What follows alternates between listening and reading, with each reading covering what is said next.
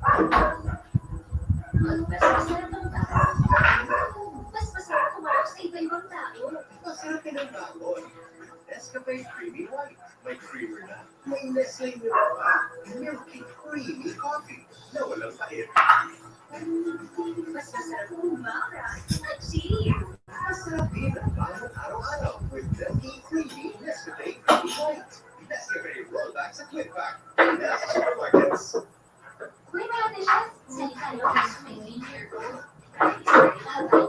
Sunflower cheesecake to be twice as strong as it grows long day by day. Doctor, strong and long hair, you can take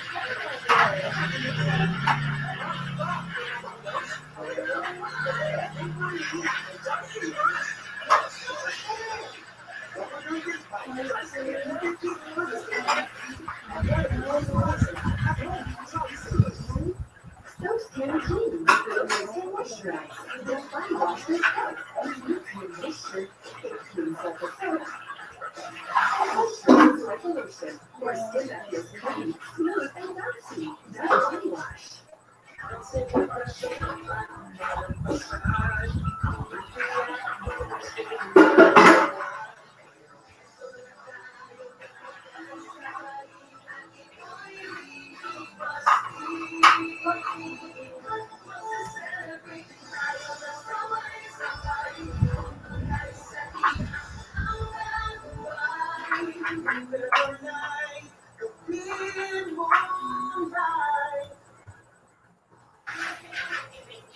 Superhero! Millions of dead skin cells pile up on your face. New Pond's White Beauty Facial Foam with micro-exfoliation technology removes dead skin cells from your glow. Glow, glow. Make it fun. Make it fun. Glow tire.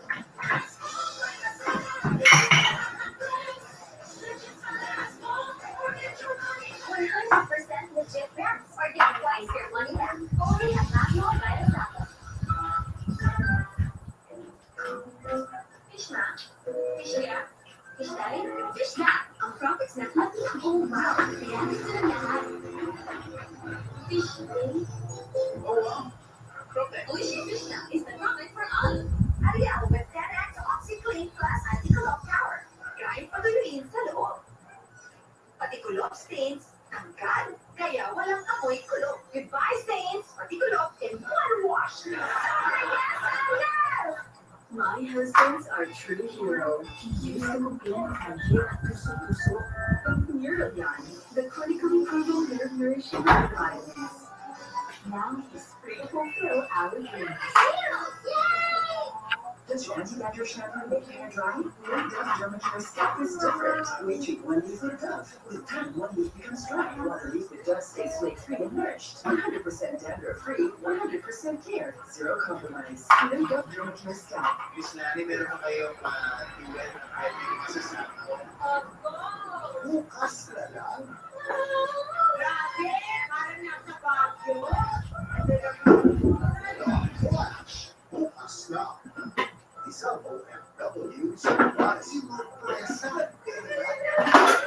Dito ang nandito tayo kay OFW ng ang sunod Jessica Soy for mga pinagdaan ng linggo. Hindi lang malasahan. Sabado, paglalasang Nika. Mga online reseller ito. What? Ikot-ikot mo ang pagkakuma na naintindihan mo.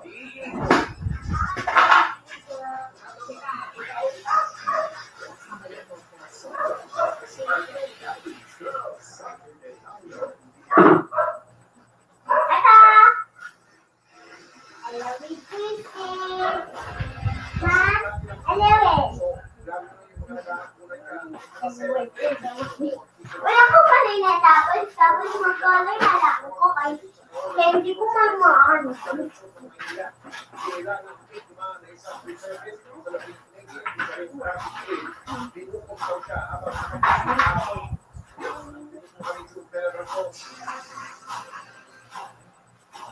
Nakoda lang ang pagbulan ng sino ng mahalik ng sisang camera sa Florentino Torres Street, Santa Cruz, Maynila.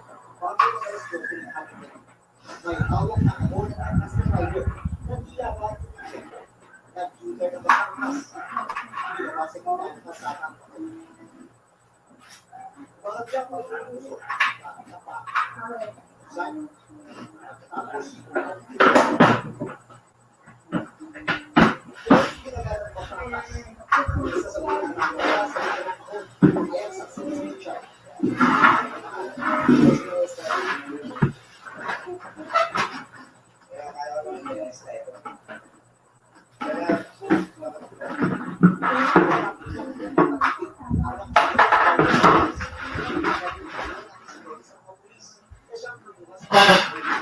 Sabi ng Manila Police District, kinilalaman ng mga kamag-anak ang biktima.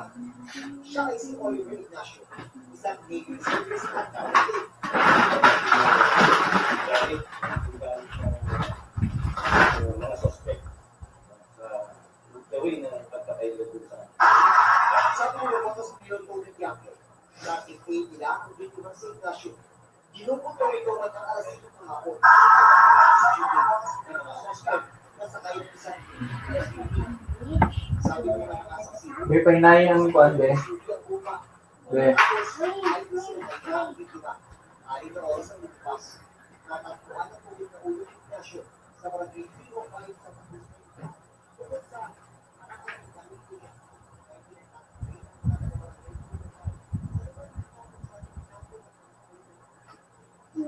Nakita ko siya yung papagdala ko.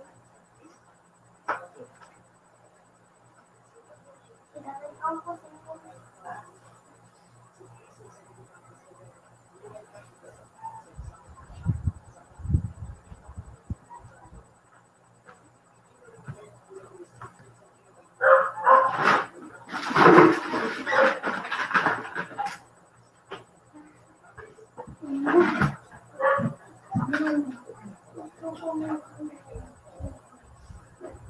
Mag-wash ka muna ba?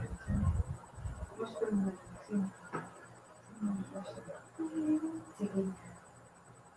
Mag-wash ka.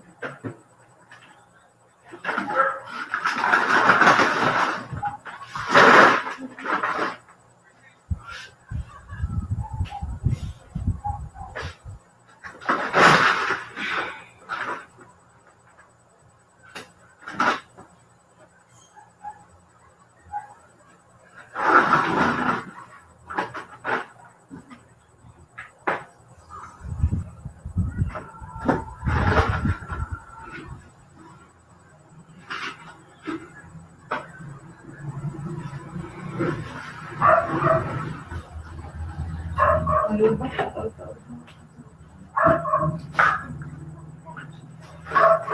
Pwede.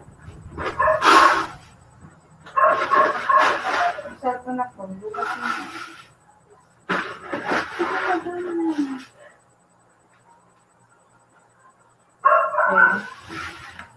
Okay.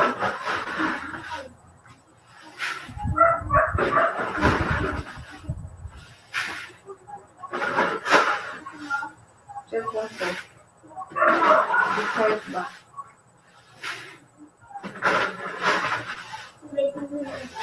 Ha? Ay, mag-search na kayo. Gamit na siya.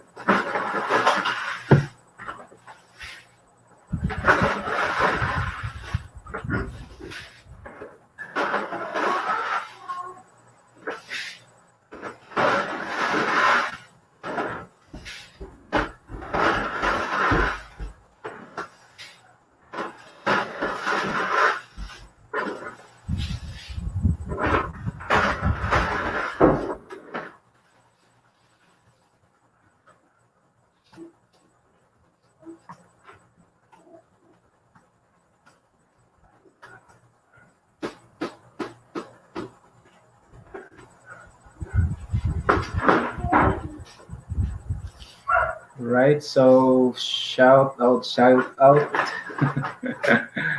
Right, so we have already 700,000 viewers. So just hang in there, guys. I'm still fixing, or I'm still having a setup of my live stream. So later we'll have a discussion regarding grounds of legal separation. So this is a very interesting topic, especially to all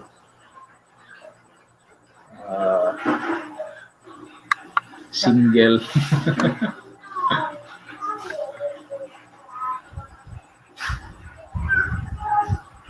All right, so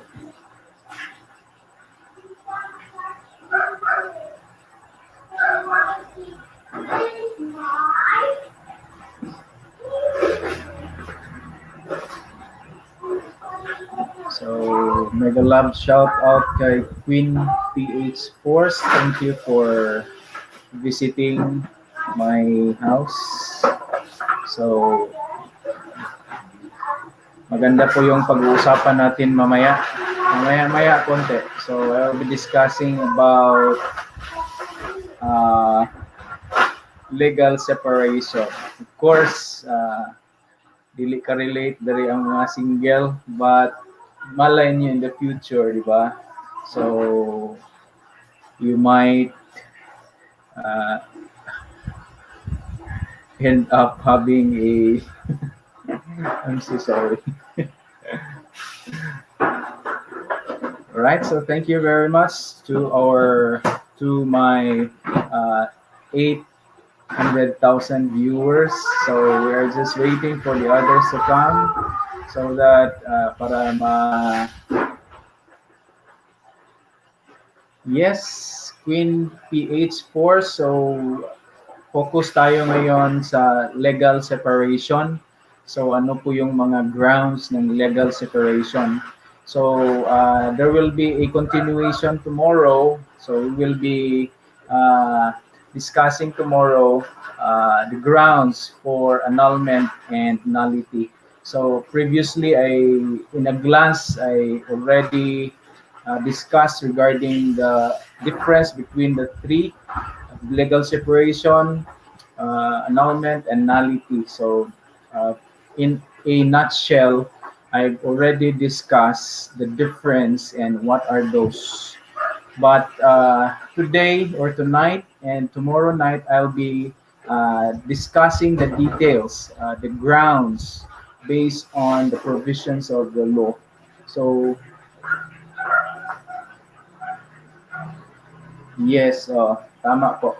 So ngayon, so focus muna tayo sa grounds of legal separation kasi last time parang pahapyaw lang tong discussion na to last time eh. So hindi masyadong detailed. So ngayon you'll be expecting a more detailed discussion regarding legal separation.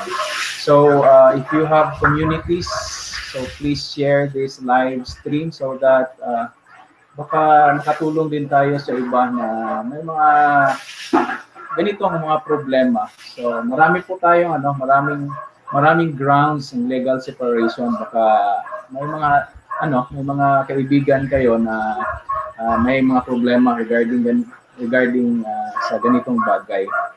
So tingnan natin kung ano po ba ang magiging kahihinatnan ng pagsasama kung magiging legally separated na. Ano po ba ang mga effect ng legal separation, right? So I hope you guys have shared this live stream so that marami po tayong sa sinasabi ko na kanina, marami po tayong matulungan, right? So thank you so much Milyonaryong Kapos for visiting my live stream. So we'll be talking about a lot of things here, but we'll focus more on our discussion on the grounds of legal separation. So I hope you will learn. This is actually a live stream for learning, but I will try to give you jackets so that while I'm discussing here, magmamahalan din kayo dyan sa baba. So para magkaroon kayo ng maraming kaibigan. So I'll try to give each one of you your deserved jacket.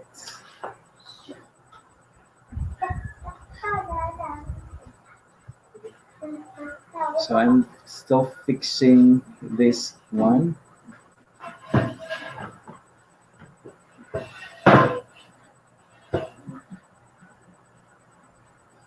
I'll try ko mabigyan kayo ng jacket. I don't know if hindi magiging stricto si ano natin ngayon, si lolo natin sa pagbigay ng jacket. So thank you so much Milyonaryong Kapos for supporting on my live stream. So yan talaga ang buhay natin. Let's support each other. So thank you so much sa pagtambay-tambay dito sa aking live stream. Right? So later on I'll be I'll be starting my discussion regarding legal separation and what it is and how it will be done, how it will be declared, how will a marriage be declared legally separated or the couple be declared separated by the court. So of course it's legal, ang mga legal ano ang pag-uusapan natin dito ngayon. So legal matters. So we'll not be discussing about coronavirus, about anything under the sun, but we'll focus our discussion on legal separation. So antay-antay lang muna tayo sa iba na makarating, na traffic pa siguro kasi marami sigurong sasakyan sa EDSA. So we are expecting millions of viewers. Actually, this is my third time to do live stream. So the first time I did it, it was last week, Friday last week. But the topics that were discussed last week were not that very specific. So it's a question and answer portion. So anything under the sun na pwedeng itanong ng mga viewers natin, tinatanong nila. And of course, try din natin na try din ng lingkod na sagutin ang lahat ng mga katanungan, right? So ayan. So ngayon, legal separation pag-uusapan natin. I think hindi ito masyadong catchy sa ating mga viewers because of course, a lot of us know that the effect of legal separation will not really sever the marriage tie between the couple, but it just separate them in their bed and board and bed, and of course with respect to their properties, so magiging separated din yung properties nila. So mamaya in ano lang yan, in a nutshell lang yun, but later on we will be discussing the details. So we're just having some warm up for tonight. So while the others are not yet here. So thank you so much for being here. I hope you will enjoy and you will learn.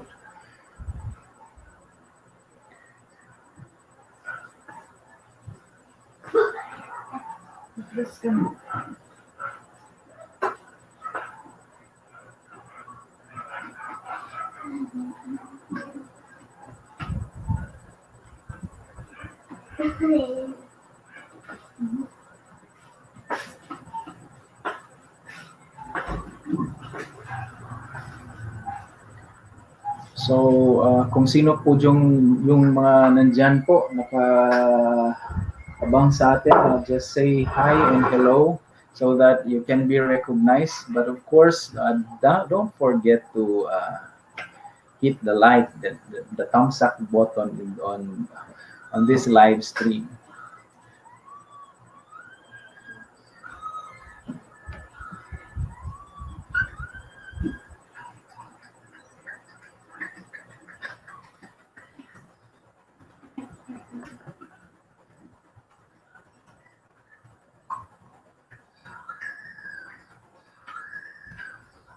Of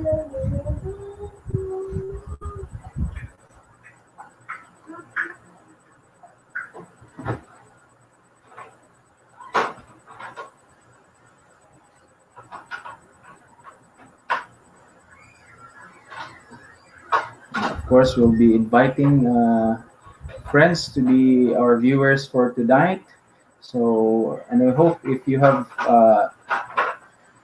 groups, kindly share this live stream so that ma-share din natin sa iba yung mga learnings na dapat maraming makakaalam. Right? So,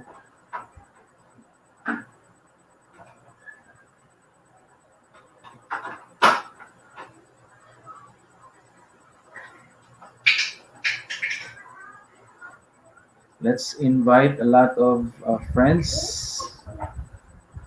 So I'm still inviting a lot of friends here.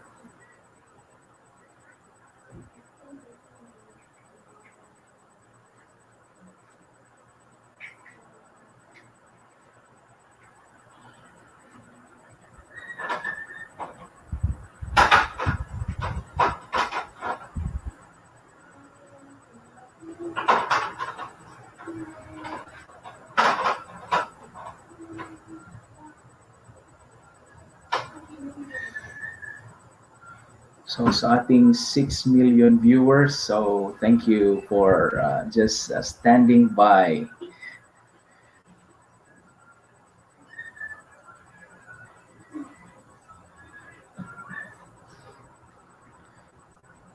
I have prepared here for you a detailed discussion regarding legal separation, the grounds provided for under the law. So you'll be determining whether if you have really trouble in your life now, you will determine here kung pasok ba dito or hindi. May ano ba, may chance ba or wala.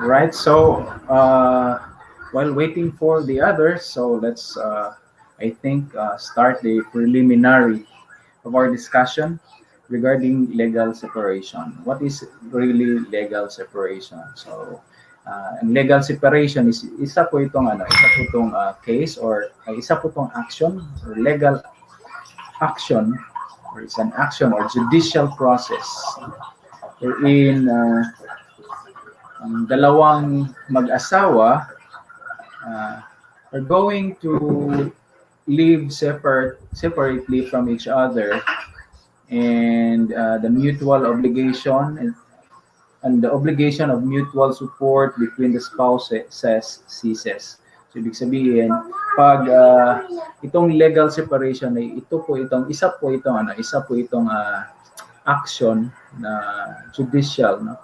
So, ibig sabihin, dadaan po sa korte. Ang korte po ang magbibigay nito. At ang dalawang mag-asawa po ang pinag-uusapan natin dito, yung legally married spouse ay maghihiwalay. At yung obligation nila sa isa't isa to mutually support each other ay mawawala na. So, ibig sabihin, pag may decree na ng legal separation, wala na pong obligasyon ang bawat isa or bawat spouse to support each other. Of course, yan po. But what's not good or what's not very nice about this legal separation is that kung mag-grant itong legal separation ng court or there is a decree for legal separation given by the court, hindi po mawawala yung bond ng marriage. So, ibig sabihin, magiging kasal pa rin kayo sa mata ng batas kahit kayo ay declared na ng court na legally separated. It's just that pinaghihiwalay lang kayo, no? Yung isa, yung asawa at saka yung wife at saka yung husband ay pinaghihiwalay sa iisang bubong. At saka mawawala na yung obligation ng bawat isa to mutually support each other. So, kasi pag kinasal kayo, for information sa mga hindi pa kasal dyan, pag kinasal kasi kayo, part ng obligation ng husband at saka wife is the mutual support, no? Kaya nga pag sa family kung minsan merong hindi pagkakaintindihan, umalis yung husband sa kanila kasi yun nga, medyo hindi na maganda yung pagsasama. Pero may obligasyon pa rin si husband to support the family.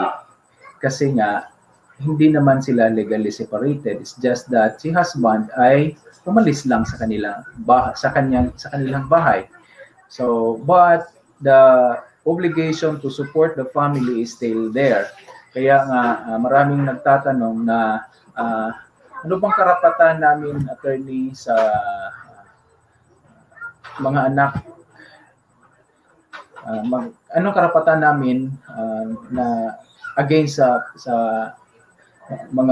husband sa father ng aking mga anak? Kasal kami.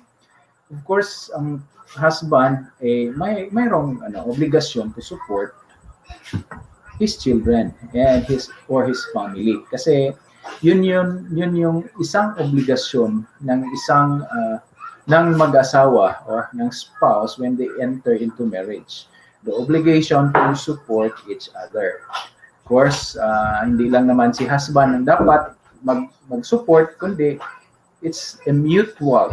So nakalagay yan sa batas, it's a mutual obligation. So ibig sabihin, hindi lang one-sided. Kasi dito sa atin sa Pilipinas, pag sinasabi natin na husband, siya talaga yung breadwinner. Kasi yun yung natin, yun yung culture natin, no? Patriarchal kasi yung natin, yung approach natin dito sa ating bansa, dito sa Philippines. But in reality, it's actually the spouses, or ibig sabihin, dalawa, to support. It's a mutual support. Yeah, mutual. Ibig sabihin, dalawa sila. Alright? So, yun po yung legal separation. Pinaghihiwalay lang ang dalawa, or pinaghihiwalay sila sa isang kama, yung isa nandun sa kabila, ang isa nandun sa kabila, at saka wala na yung obligation of mutual support between and among the spouses. Pero hindi nawawala dito yung obligation to support the children. So, nagiging part din yan ng obligation ng couple, aside from mutual support to each other, nandyan din yung support for the children, no? So kahit na legally separated kayo, but there is still your obligation. Both of you are obligated still to support your children. So that's the obligation of the parents. So ayun. So, but as I said, itong legal separation ay hindi naman talaga, itong decree ng legal separation, hindi talaga nag-sever or pinuputol yung marriage bond.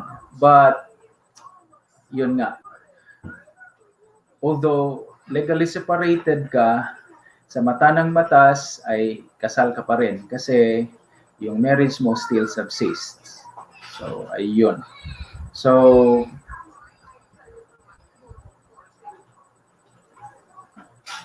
ayun. So, makonsider lang natin na legally separated ang spouses if there is already a decree. Anong ibig sabihin ng decree? May may desisyon ng korte na nagde-declare sa inyong dalawa na legally separated. So, yun po yun. So, hindi po yun automatic na legally punta tayo sa korte, hindi pa natapos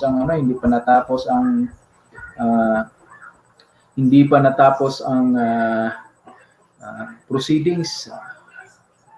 Okay na, legally separated na tayo. Let's wait for the decree or the court order declaring both of you legally separated. Of course, may mga effect din itong legal separation. Ano po bang mga effect nitong legal separation? So, mapag-uusapan natin yan mamaya. Ano bang mga effect nitong legal separation? So, thank you so much, Miltor Vlogs. Thank you for the undying and unceasing support. So, to the 8 million viewers that are now here in my live stream, thank you so much. So it's going up to 9.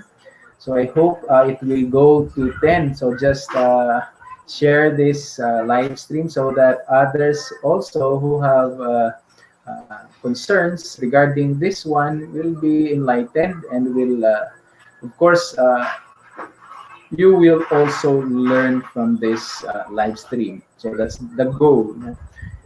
To share knowledge and for the viewers to learn out of this endeavor, right? So that's legal separation.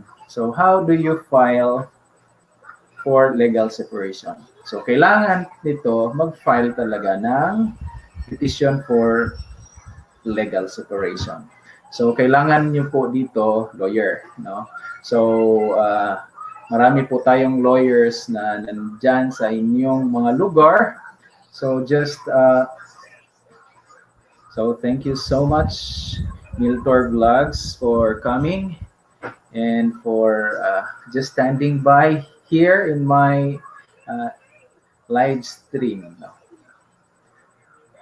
Alright, so marami tayong mga bisita ngayon. So there are already 10,000 or 10 million viewers we have here in my live stream. So thank you so much. So it's 10 million. All right. So ayun. So how do you file for legal separation? Of course, sinasabi ko na kanina, medyo mahirap magtagalog. As I said a while ago that we need lawyer really to file petition for legal separation. So, ayun. So, dito, minsan hindi naman itong legal separation kasi hindi ko masyadong maraming nag-file dito. No? Maraming nagpa-file doon sa annulment or declaration of nullity. So, doon ang medyo marami. Kasi nga, sa sinasabi ko na kanina na ang effect lang naman nito is that paghiwalayin lang silang dalawa, pero yung kasal nila ay still nandyan pa rin, subsisting pa rin yung marriage nila. So, yan. Right. How do you file for legal separation? Of course, i-file mo ito sa court, no? Siyempre, pag mag-file ka ng legal separation, kailangan mong kumuha ng lawyer. So, I advise you to, if you really have trouble with your marriage and if after discussing the grounds for legal separation, you feel that, pasok ako dito. So, just feel free to seek assistance from a professional or from a lawyer so that you will be guided and you will be accordingly guided how to do it, how to file it. Right? So what are the grounds for legal separation. Of course, there are a lot of grounds for legal separation, and it is found in our family code of the Philippines.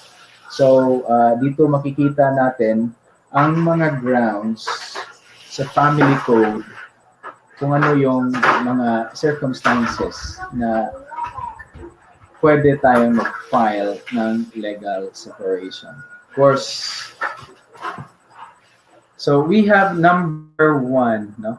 Number one ground for filing of legal separation. Repeated physical violence or grossly abusive conduct directed against the petitioner, a common child, or a child of the petitioner. So, ano po ba ito? Nagpambubugbog, no? Pambubugbog. Yung husband mo, pag nalasing, ay medyo magaan yung kamay. Magaan o mabigat? Magaan kasi madali lang siyang makasuntok. Mabigat kasi pag tama ng suntok, medyo masakit. Magaan at mabigat. Magaan at mabigat ang kamay. So, repeated physical violence. Ibig sabihin, hindi lang once, hindi marami. It's more than one. There is a repetition when it is done. All right, so thank you, Meltor Vlogs, for bringing in a lot of friends here. So thank you so much. So I'll be inviting also a lot of friends. So thank you sa ating 12 million viewers. Right, so we really are growing. So I hope that as time goes by, we really grow by 100-fold. I just hope so.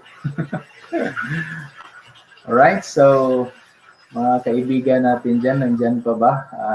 Of course, I cannot see them if they are not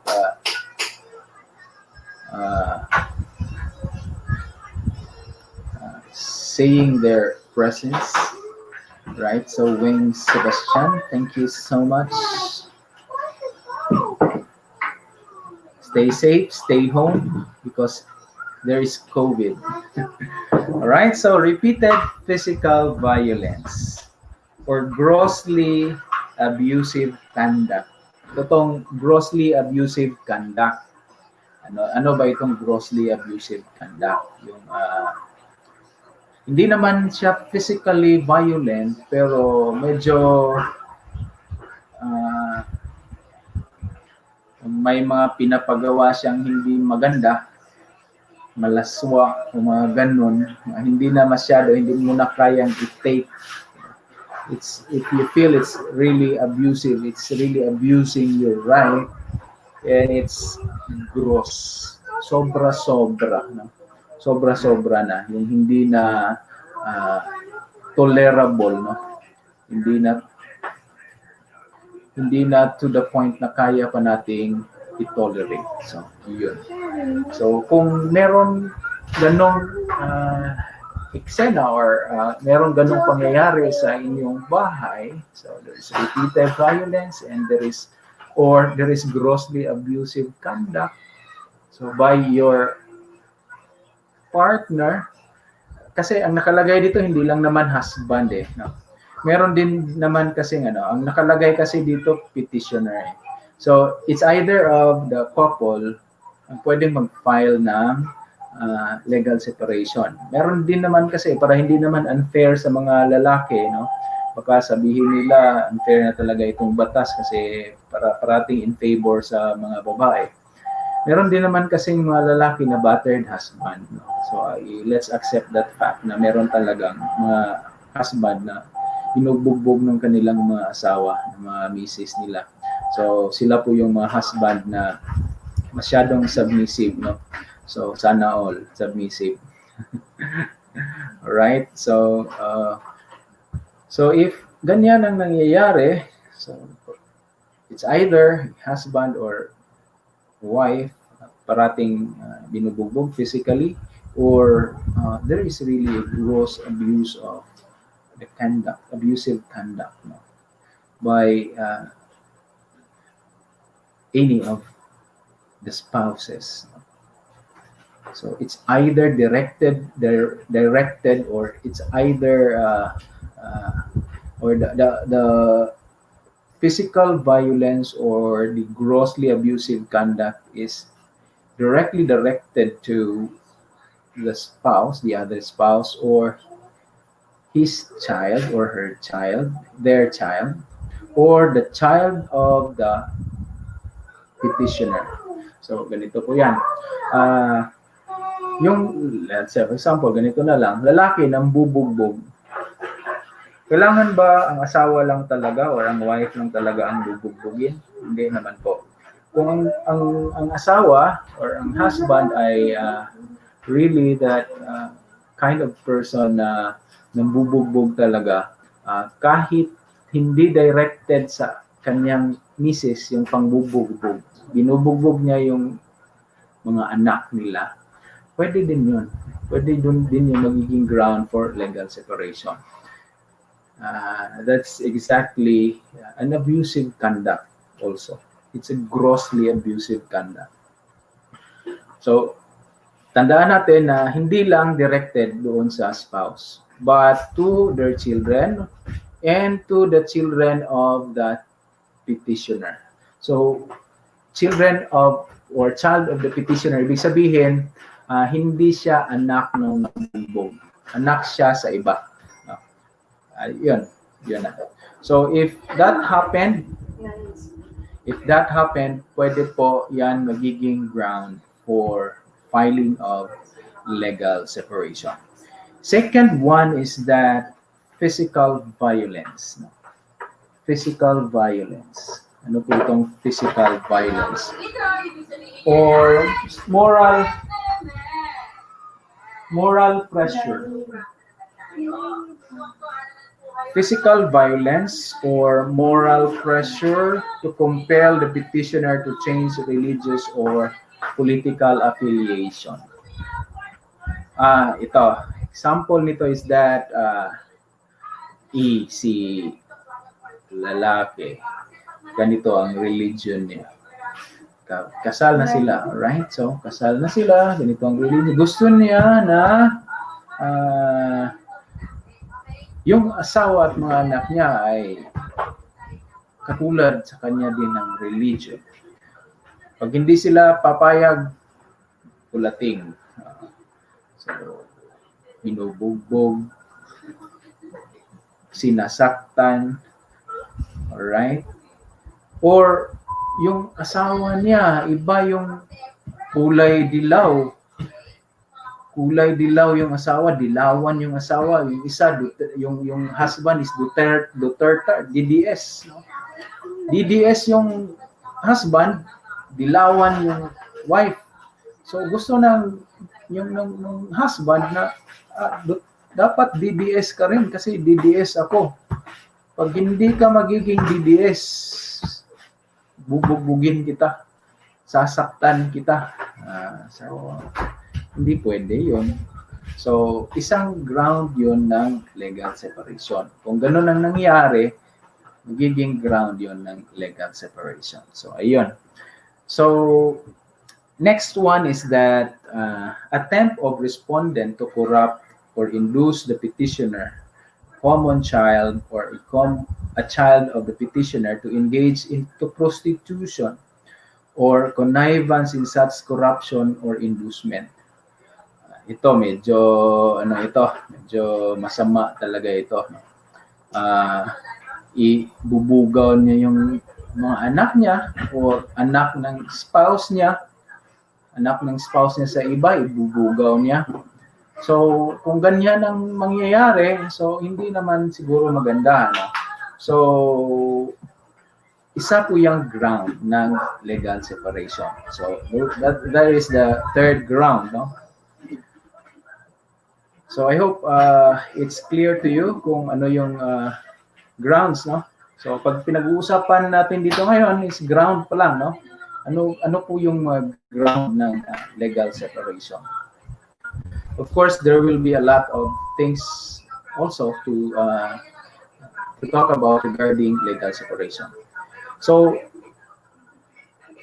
ito, ikaapat na ground, no? Final judgment sentencing the respondent to imprisonment of more than 6 years, even if pardoned. No? So, kung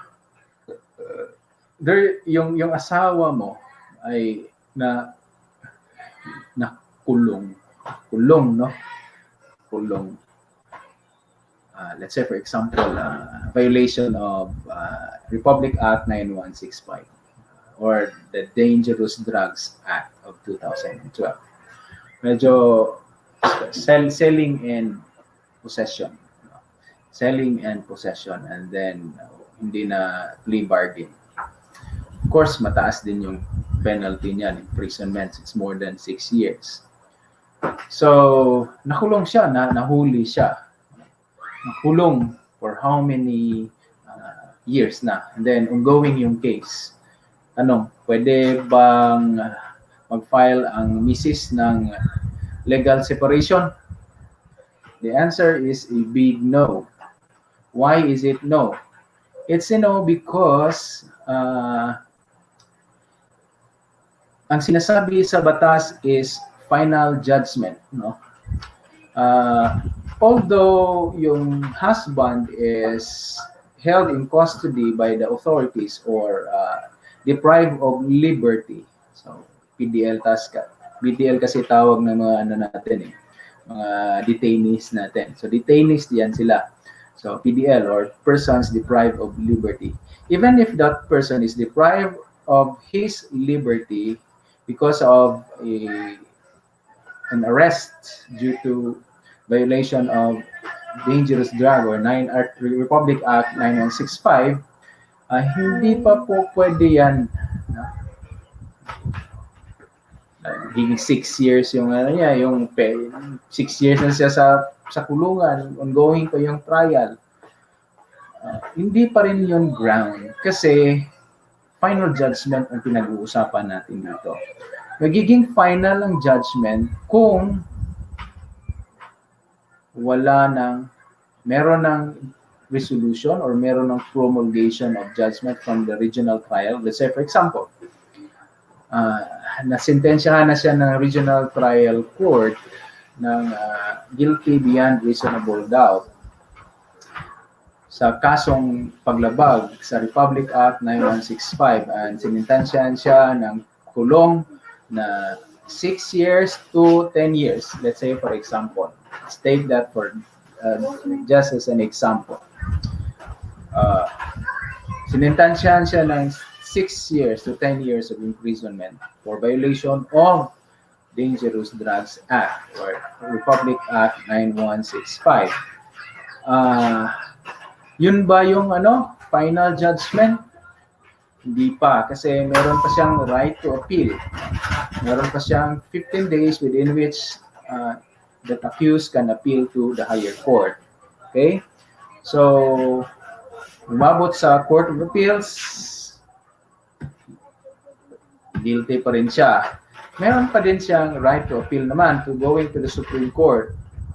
Pero pagdating sa Supreme Court, kung guilty pa rin siya, guilty pa rin ang verdict ng Supreme Court, that's the final judgment. So, if that's the case, then the wife now has the ground to file for separation or legal separation. Ito. Number five ground for legal separation. Drug addiction or habitual alcoholism of the respondent. Drug addiction. Marami to, common ito. Maraming asawa na nag-ugtas sa ilang bana because addict, no? Nalulong sa masamang bisyo, droga, and alcoholism. Habitual alcoholism. Of course, nilagay dito sa batas na term is habitual alcoholism. Hindi naman porket alcoholic yung tao kasi umiinom ng alak ay pwede nang magiging ground para mag-file ng legal separation yung respondent o yung petitioner. Hindi po, habitual po. Kung minsan lang naman, kung twice a week, once a week, so that's tolerable. Okay lang yan. Pero kung araw-araw na, tsaka medyo pag-uwi pa, magmaoy pa, so mo na lisod, no? So that circumstance can be a ground for legal separation. Right? So that's it. Ika-anim, or the sixth ground, lesbianism or homosexuality of the respondent. Right? So lesbianism, of course, alam naman natin, hindi natin kailangang i-discuss yan in detail kung ano yan. Alam naman natin yan, at saka homosexuality. No? So, that can be a ground for legal separation. But can that also be a ground for annulment of marriage? Pwede din, no? Pwede din. Basta, kailangan lang natin ma-establish na hindi mo alam and it is existing during the time of the marriage. Had you know that your partner is that kind of person, you would not you would not consent to marry him or her. So, ano lang. Pero ito dito, so that can be a ground, no? Lesbianism or homosexuality of the respondent. So that is the seventh ground for legal separation. The eighth ground for legal separation is sexual infidelity or perversion of the respondent.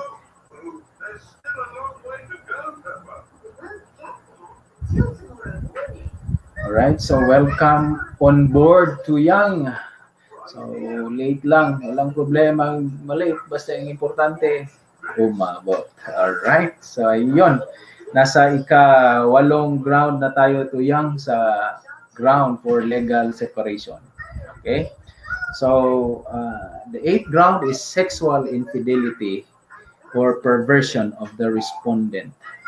Alright, so explain natin itong sexual infidelity. Yung Bana, maraming chick boy si Bana. No?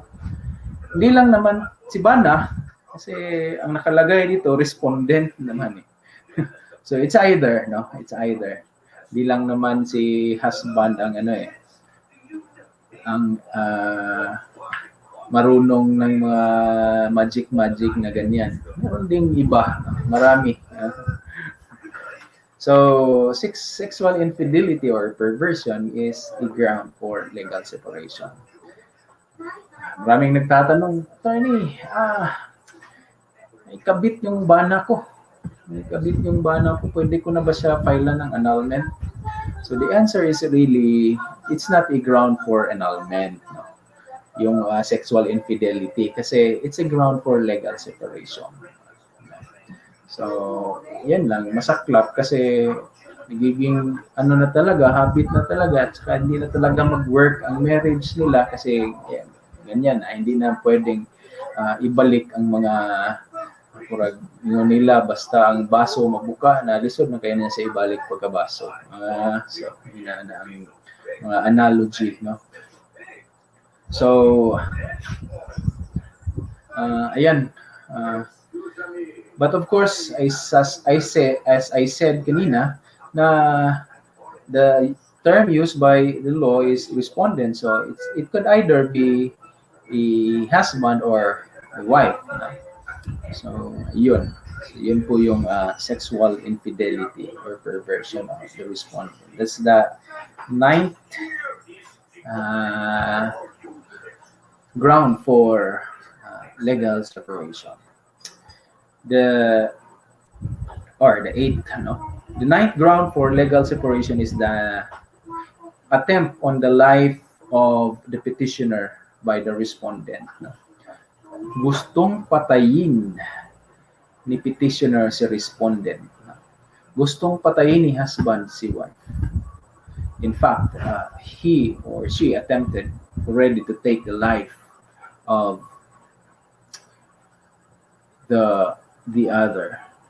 So, yan po ay isang ground po yan ng legal separation. Of course, it's logical naman kasi may attempt na against sa iyong life and then the law will still allow you to stay together. So, para magkamatayan kayo. So, hindi naman po. So, the law is logical also. Pag ganyan na ang nangyayari sa inyong relationship, so it's really about time to cut it off. The relationship to be cut off. So, pero ayun nga lang, still magiging kasal pa rin kayo kasi ground lang po yan ng legal separation. Sabihin naman natin na grabe naman, attorney, pinagbantaan ka ng patayin, legal separation pa rin yan. Napaka ano naman ng batas na yan. Wala namang wala namang asas na sana ang justice dyan. So, jura lex sed lex. No? The law may be harsh, but that is the law. So, if you think it's really not fair, but this is what the law says. So, wala tayong magawa dyan unless i-amend or i-repeal or i-amend natin yung batas na yan na yung attempt against the life of the other can be a ground for annulment. So, wala tayong magawa. Wala. Yan. Alright, so the last but not the least is that abandonment of petitioner by respondent without justifiable cause for more than 1 year. Iniwan kayo ng either husband or wife, iniwan ka ng either husband or wife, and it's been for more than 1 year. So, pwede na po kayong mag-file ng petition for legal separation. Right? So, kasi nga, iniwan ka na, this for more than 1 year. So, of course, why would you stay in that kind of relationship where wala ka namang aasahan na babalik sa iyo? So, it's better to cut it off. Pero hindi po yan ground totally ma-cut off talaga yung relationship nyo. It's only that you will be legally separated, but not annulled. No? So, yun pong masaklap. No?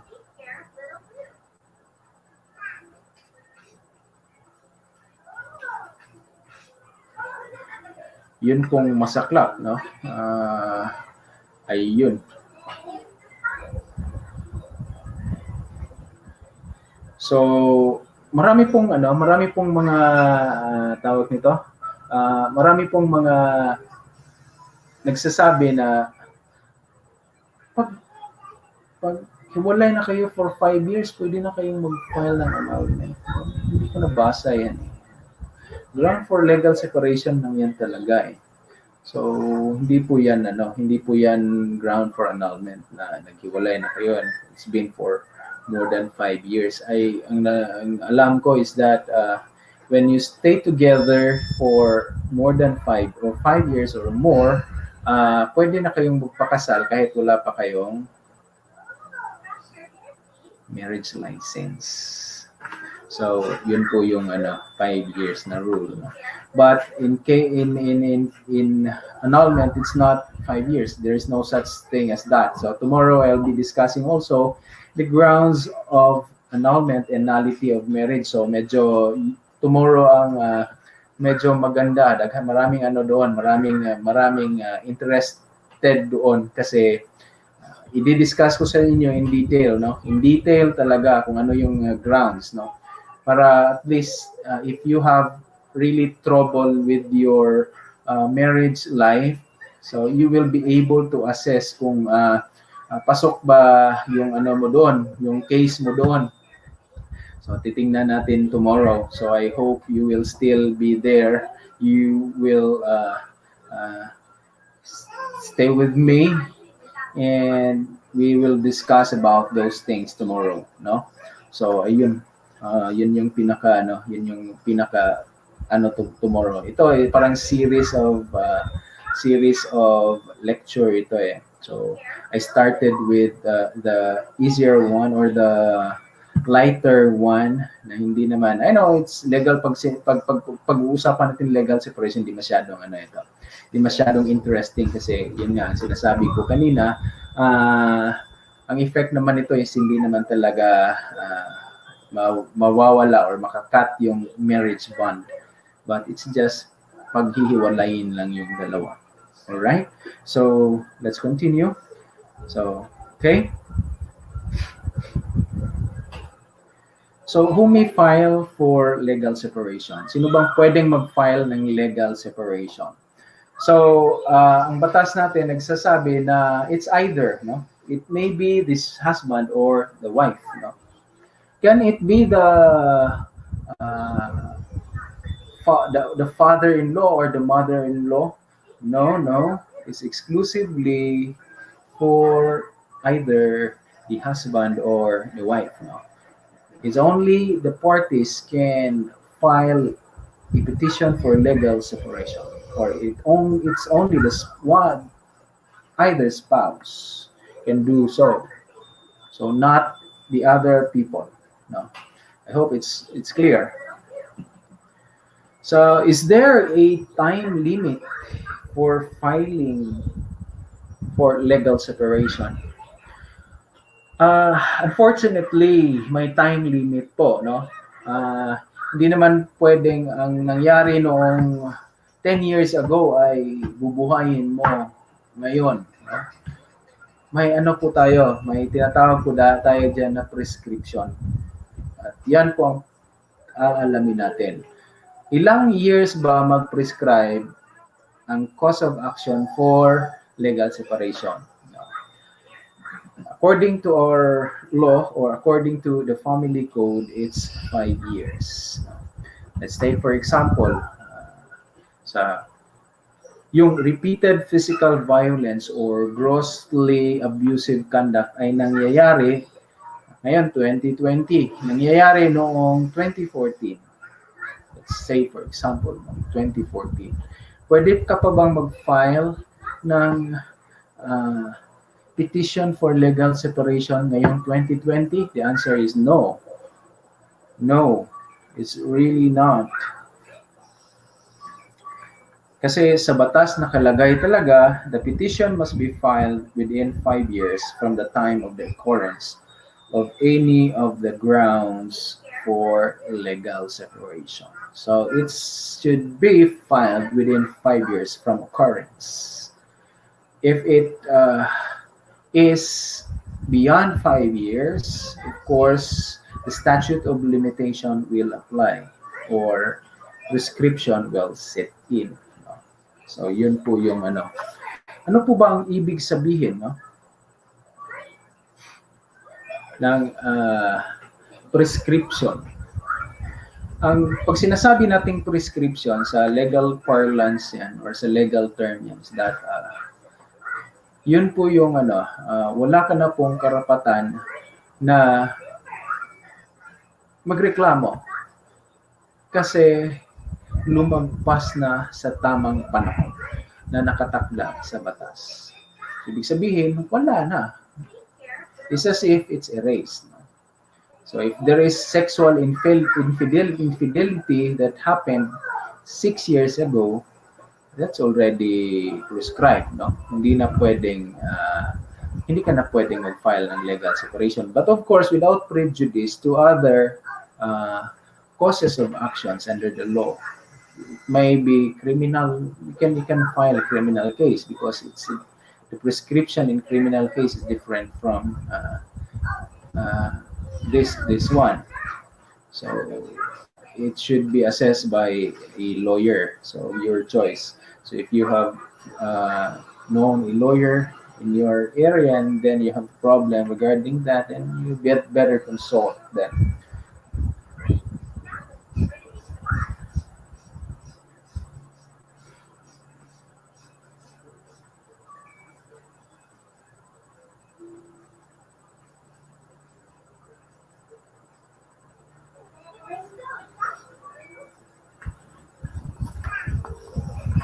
So alright, so hindi talaga ako makapagbigay ng jacket, medyo stricto talaga si lolo natin ngayon. Pasensya na po mga kaibigan. Okay? So saan po ba tayo mag-file ng petition for legal separation? Ito magandang tanong din ito. Saan ba talaga, no? Saan talaga mag-file? Nakalagay po sa ating batas is it's in the family court where the petitioner or kung sino yung nag-file or the respondent or sino yung kabilang parte nakatira, no? At least 6 months prior the date of filing. Kung si husband, let's say for example, si wife ang nag-file, si husband taga Coronadal, si wife taga Jensen. Dito nakatira sa Jensen. Si husband doon nakatira sa Coronadal. Saan ba i-file, no? It's either sa Jensen or sa Coronadal. Kung saan sila nakatira 6 months prior sa pag-file. At saka, ang choice kung saan i-file ay nasa petitioner. Okay? Kung sino yung mag-file ng petition for legal separation, siya yung may choice kung saan niya i-file. Pwedeng i-file niya, sa example natin, sa Jensen, pwede din sa Coronadal. No? Basta ang importante, may residency siya doon 6 months prior the filing. Okay? So, in cases of non-resident respondent, ibig sabihin ang respondent is a foreigner or hindi nakatira dito sa wala siyang particular na residence, no? Or no permanent address, NPA. Saan ba siya pwedeng ma-filean? So, ang sabi po ng batas ay kung saan po siya pwedeng makita. Makita mo siya sa Davao, pwede mong file doon kung wala talaga siyang residency. No? Hindi mo siya makita or non-resident ang respondent. So, ayun.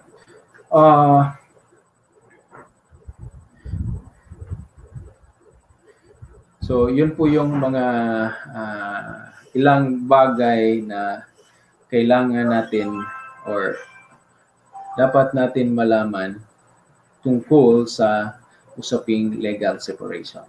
Of course, hindi siya magandang topic kahit nasa law school kami, hindi kami masyadong interested dito sa legal separation. Mas grabe yung discussion sa annulment at saka yung nullity. Kasi nga, yun doon ang doon talaga ang maraming issue. Dito sa legal separation, parang wala naman masyadong dito. Okay? So, ayun. So, once nga na-file na yung of course, ang tawag doon sa kung sino yung mag-file is the petitioner. So, sino yung kabilang party is the respondent. So, once naka-file na yung petitioner ng petition for legal separation, of course, ang gagawin ng korte dyan is bibigyan ng summons. Bibigyan ng summons itong other party or the respondent. So, kailangan niyang mag-file ng answer within 15 days from receipt of the summons. Okay? So, sino ba dito ang nakatry na makareceive ng summons? Taas lang mga kamay. Alright? So, yun po ang proseso. File ang petitioner ng petition for legal separation, and then ang court ay mag-i-issue ng summons doon sa respondent, no. So within 15 days kailangan si respondent bigay ng kaniyang answer. Mag-submit siya ng kaniyang answer doon sa court, no. Sa usaping ito, legal separation, parang minsan itong hindi masyadong unlike in other civil or criminal cases na adversarial ito masyado, no? Adversarial sila masyado. Itong legal separation kasi merong tendency kasi na sige, sabot-sabot na lang sila ba, no? So really the parties are in collusion with each other. Ibig sabihin, nagkakaintindihan sila. Sige, file tayo ng legal separation para mahati-hatiin natin itong natin, bla bla bla bla bla, so on and so forth. So ang gagawin dyan is that the public prosecutor or the National Prosecution Service or yung fiscal na tinatawag natin, fiscal sa korte, mag-intervene yan siya. Kailangan siyang mag-investigate, no? I-ano siya ng korte na you have to investigate. Mag-investigate ang fiscal kung meron bang arrangement itong dalawa. Baka tawag nito, nagkakaintindihan itong dalawa, kung sa Bisaya pa nagkasinabot sila ba, no? So if there is collusion, of course, the court will automatically dismiss the petition. Wala na yung usap-usapan, wala nang hearing-hearing yan. Pag there is a finding of a collusion, collusion ang tawag dyan. C-O-L-L-U-S-I-O-N, collusion. Kung sa Binisaya pa, nagkasinabot ang duha ka partido. Kung naiingon ana nga circumstance, no, automatic yan, dismiss talaga yung petition for legal separation. So mag-intervene dito ang public prosecutor or fiscal, no. So baka sabihin nyo, napaka naman, atribudo naman itong mga public prosecutor. Talagay kasi din yan sa batas, no. Kasi ang batas natin, especially ang family code, is that ang thrust niya is that to preserve family as the basic unit of the society. And the same is true with our constitution. The constitution really protect the family being the basic unit of our society. So kaya nga, that's the explanation why it's very difficult to pass a divorce law in the Philippines, because our constitutional provision is really protecting the family. It's a family-oriented constitution, and it's true with the same is true with our family code. So it also protects the basic unit of the society, which is the family. As a matter of fact, in cases of annulment and nullity of marriage, merong 6 months na calling off period. So, from filing of the case, then may pa na 6 months, baka pwede pang ayusin ng mag-asawa ang kanilang hindi pagkakaunawaan. And then they will go back to their marriage. So, ayan. So, may mga efforts na ganyan. Kaya dito sa legal separation, si prosecutor is mandated by law to conduct an investigation whether or not there is collusion. And if the prosecutor or public prosecutor or the fiscal found that there is no collusion exist, then the court shall set the case for pre-trial. No? So dito sa trial ng petition ng legal separation is that may intervention dito ang state, no? Nandito ang public prosecutor or fiscal. So isa siya dyan sa mag-a-attend ng hearing. So yun. The same is true also with annulment and nullity. So nandyan yung public prosecutor. Pagdating doon, let's say for example, umabot ng Supreme Court, ang mag-appear in behalf of the state is the Solicitor General. So, medyo mahirap na mga kalaban yan kasi mga mag-iita na. Right? So, yeah. So, there are also instances where the petition for legal separation will be denied by the court. So, what are those instances where the petition for legal separation will be denied by the court? Of course, nandun yung collusion. One thing. Nandun yun. Ito yung isang reason why the petition for will be denied.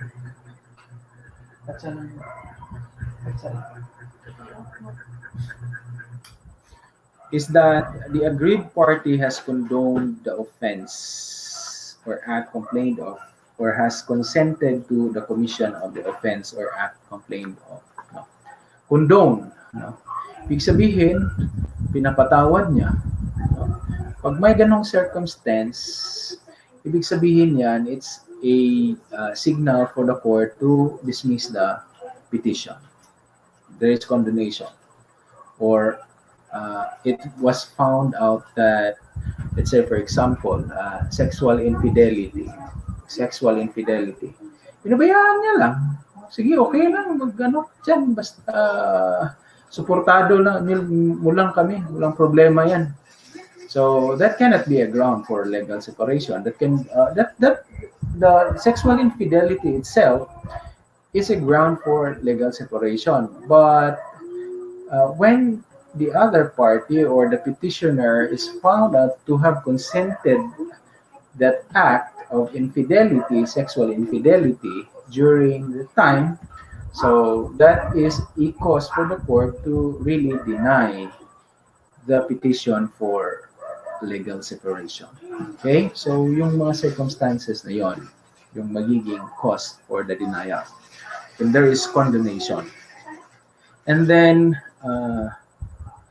when there is connivance in the commission of the offense or act, so of course, connivance. And then, third is that both parties have given ground for legal separation. Pantay silang dalawa. Pareho silang dalawa. No? Nagloko si babae, nagloko din si lalaki. It's a tie. So in short, it's a tie. Pareho sila, wala'y mapili sila. So it's, bakit ba kayo maghihiwalay? Pareho naman kayong tulay o joke lang. Of course, there is collusion, of course. Discuss ko na kanina, there is collusion between the parties to obtain the decree of legal separation. Kasi nabot sila nga, sige, mahal kag yun anak, mo support ko sa imo ha. Mo kuan ko, mayon ko nga, oo, tinuod na judge.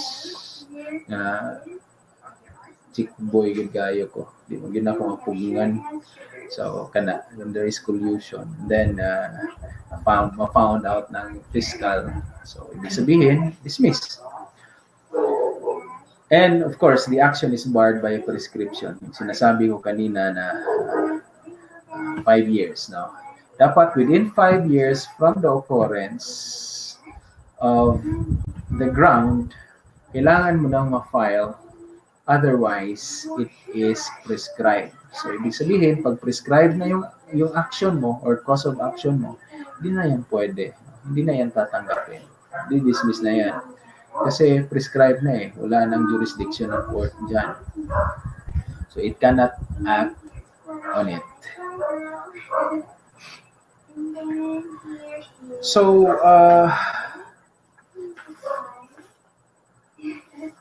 what is the effect of legal separation? Okay, so the effect of legal separation is that ma-separate silang dalawa. So, na-explain ko na kanina sa preliminaries that the decree of legal separation is different. Is to the effect that uh, the parties are separated from living with each other by the court. And then their obligation for mutual support is has ceased. No? So, ayun. But the other thing that we might consider, or the other thing that is the effect of uh, the grant, no, of the petition for legal separation, or the decree, when there is already a decree of legal separation, is that uh, yung mga properties nila, no, yung mga properties nila ay paghahati-hatiin din. No? So, sa previous ko na discussion, nasasabi ko na yung date na August 3, 1988 is very important. Very important itong August 3 kasi itong August 3 is the effectivity of the the family code. So, yan natin makikita kung ano bang property regime ng dalawa. So, pag nag-grant na yung decree, or in court nag-issue na ng decree of legal separation, automatic yan na yung properties ng spouse or yung conjugal property nilang dalawa ay separated na din, no? So, separated na yung properties nila. So, iba na yung kay husband, iba na din yung kay wife. So, pag hihiwalayin pati ang kanilang mga properties. So, hatiin yan, no? Hatiin yan. Kung may tawag nito, may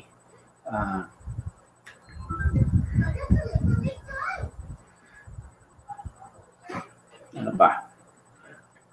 Kung may insurance at saka yung tawag nito, yung offender, no? Yung nakasala, atong nakasala ang ano sa insurance ang tawag kanang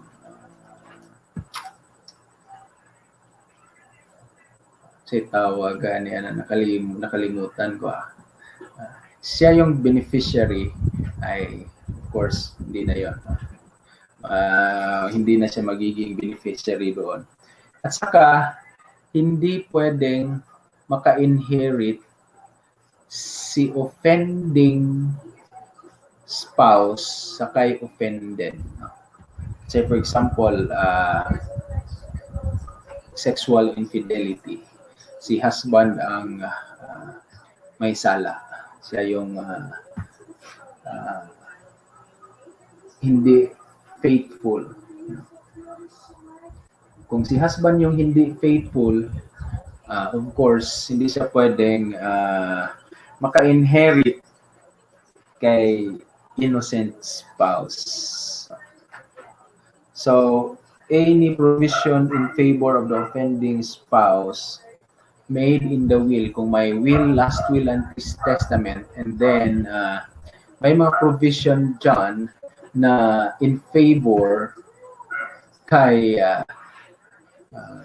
offending spouse, ay hindi yan mag-grant sa kanya. Automatic yan, revoke, no? Revoke yan siya by operation of law.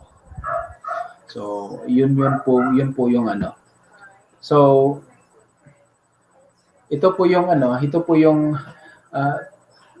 isang reason why there is also a need for a declaration of legal separation pagdating po sa property. Kasi meron naman pong mga tao na hindi naman sila interested to really pursue annulment or walang bisa yung kasal nila. But ang purpose lang nila is that mahiwalay lang yung ano nila, yung mga properties nila. Kasi nga, pag walang legal separation, itong yung spouse na may sala ay pwede pa rin siyang pwede niyang manahin kahit anong property meron si offending spouse or si innocent spouse. Let's say for example, si mag-asawa, no?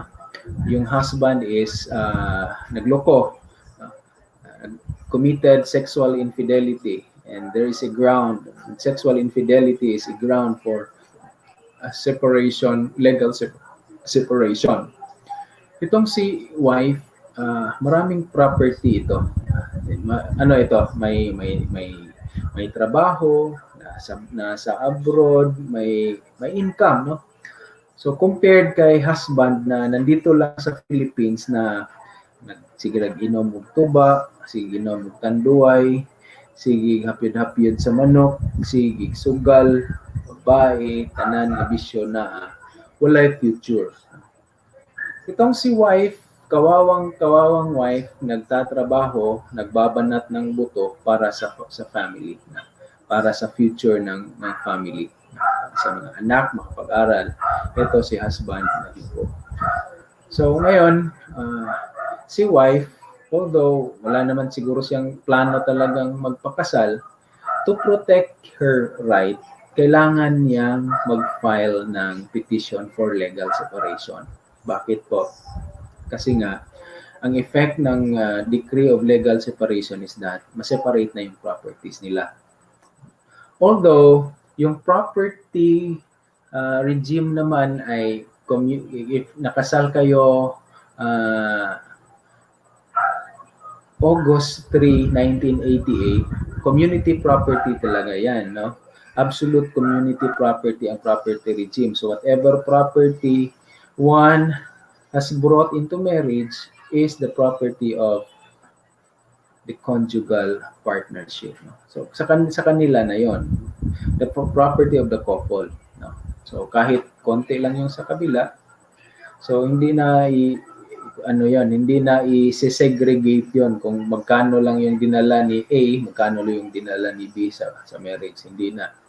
Kasi magiging presumption doon is property na nila lahat yun. It's an absolute community property regime kasi pag August 3, 1988 ka kinasal. So yun ang masaklap, no?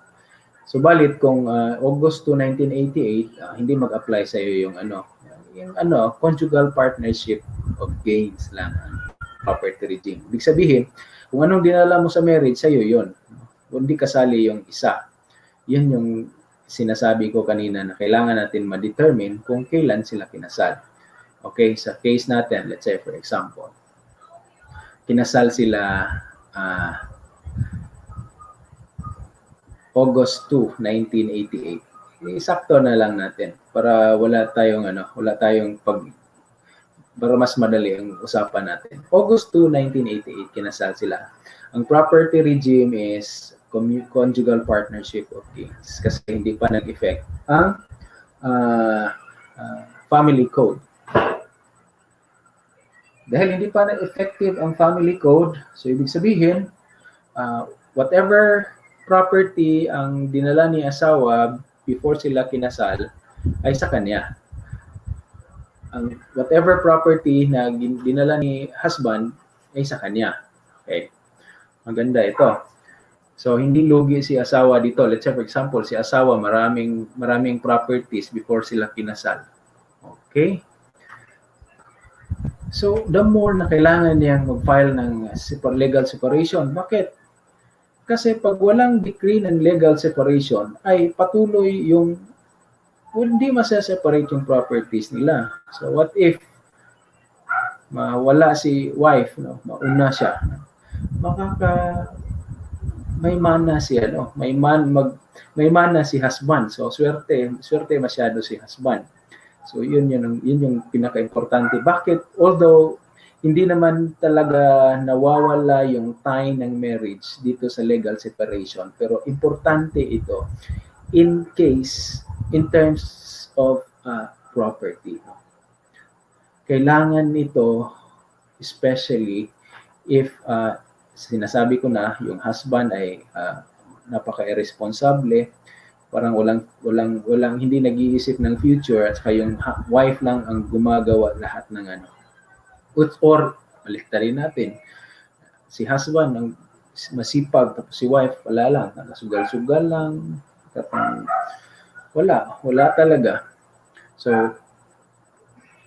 kailangan ni husband file ng legal separation para hindi siya lugi, no? So if kinasal sila August 2, 1988, so kailangan i-account yung family, yung property ni wife before sila nag-enter into marriage, saka property ni husband before sila nag-enter into marriage. I-account yan, saka yung gain niya, yun yung paghahatian nila. So at least hindi masyadong masakit kay husband kasi yung whatever property na dinala niya ay sa kanya.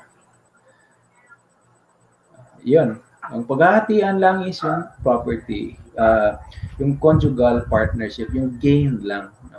Yung gain ng conjugal partnership. So yun ang ano. Pero kung kinasal sila August 3, 1988 or later na, after August 3, 1988, so yun ang masakla kasi hatian nila yon. So kung malaki ang contribution ni husband doon, so malugi siya ng konti. Pero mas malugi siya if patuloy yung marriage kasi lahat ng property na ma-acquire ni husband ay considered property din ni wife. So pagdating ng panahon, luging-lugi na talaga si yung innocent spouse, especially if may earnings talaga siya or may mga properties talaga siya na i-contribute sa pagsasama. Kaya importante din itong legal separation. So hindi, kung ang purpose natin ay gusto nating mag-asawa, hindi ito katanggap-tanggap, no. Maraming marriage na medyo in turbulence, and then the other one is really having that thought na kailangan kong kumawala dito kasi kailangan kong makahanap ng iba. So itong legal separation ay hindi para sa iyo. Kasi nga ang decree ng legal separation is hindi nag-break ng tie ng marriage, kundi separate lang talaga kayo, pati mga properties ninyo. So yun lang talaga. Pero may mga may mga circumstances din na kailangan ito kasi hindi naman nila kailangan magpakasal talaga ulit, no? Hindi naman. Ang gusto lang niya is that protected yung property niya, no? So kailangan ng legal separation. Especially kung si offended yung nagloko ay wala talagang kwenta, no? Wala talagang kwenta sa buhay, no? Sorry for the word. Walang future, hindi nag-iisip ng future, pawala lang. So kung walang legal separation, sinasabi ko na lugi masyado yung innocent spouse kasi nga yung property niya is the property also of the other spouse na walang kwenta. Yun. Yeah, marami pa rin ang nagpa-file ng legal separation for that purpose alone. But not for the purpose really of breaking the tie of their marriage. So, ayun.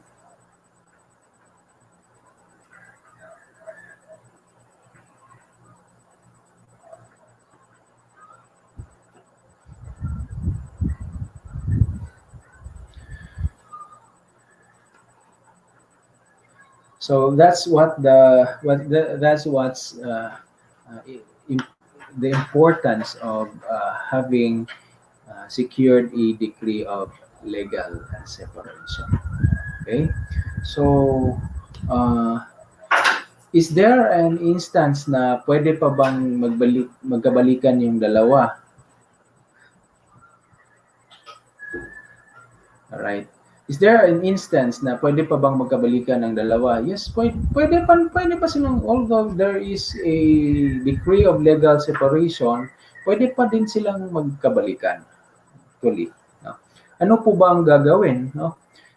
They will simply file a joint manifestation under oath that they already have reconciled. And then it will go back to as if normal. No? So, ganyan ang ano.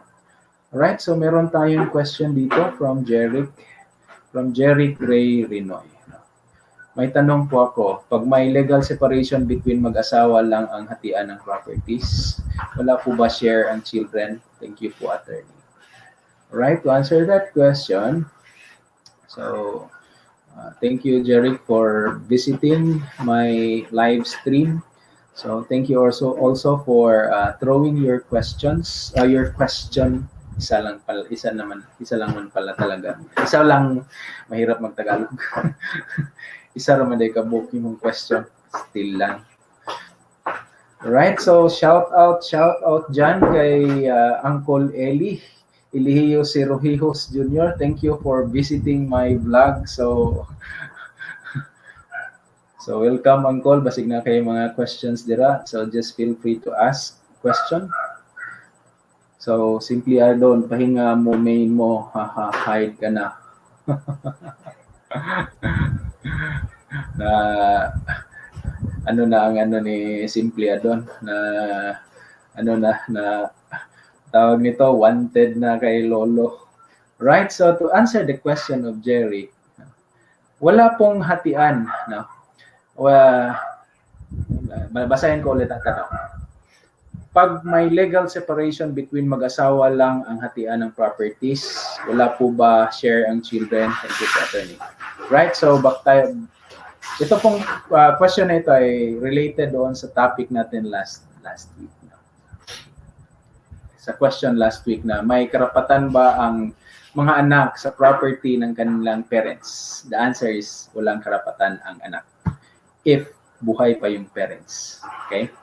So to answer that question, the answer is no. Hindi kasali ang mga anak sa hatian ng properties ng kanilang parents.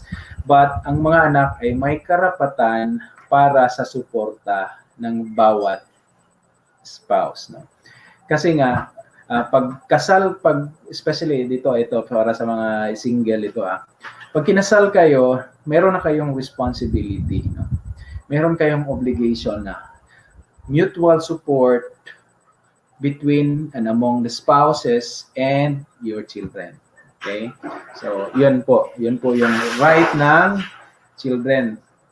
Right lang sa support but not as to the property. Kasi ito na tanong naman, i-discuss ko na lang din, no? Last week ang discussion namin is about right of children to the property of their parents.